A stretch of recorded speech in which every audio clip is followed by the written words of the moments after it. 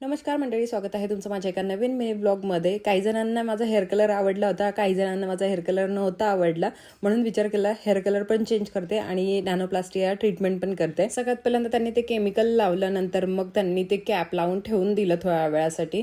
नंतर ड्राय केलं, ड्रायरनी ड्राय केलं, नंतर त्यांनी आयनिंग केली आणि नंतर मग सगळी जी प्रोसिजर आहे ती होते.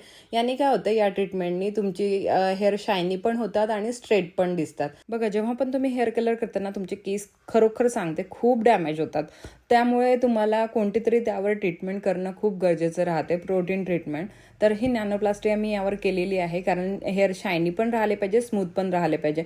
नाहीतर जे हेअर तुमचे डॅमेज होतात ना, ते इतके रफ होऊन जातात की तुम्हाला स्वतःलाच तुमचं लुक बिलकुल आवडत नाही. स्टार्टिंगच्या हेअरची क्लिप तुम्ही बघून घ्या मागे करून, तुम्हाला हेअर दिसून जातील. हेअरची क्वालिटी खूपच खराब झालेली होती.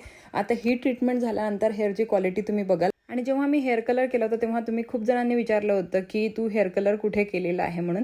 हेअर कलर आणि ही ट्रीटमेंट मी ग्लॅम डिवा सलॉनमध्ये केलेली आहे. जे मला अमरावतीमधून बघत आहेत किंवा आजूबाजूच्या गावांमधून बघत आहेत, त्यांना जर तिथे जायचं असेल तर माझं नाव घ्याल, तर तुम्हाला 10% डिस्काउंट इथे मिळून जाणार कोणत्या पण ट्रीटमेंटवर. त्यांचा ॲड्रेस किंवा फोन नंबर तुम्हाला गुगलवर मिळून जाणार. तुम्ही गुगलवर सर्च करा आणि तिथे तुम्ही जाऊ शकता.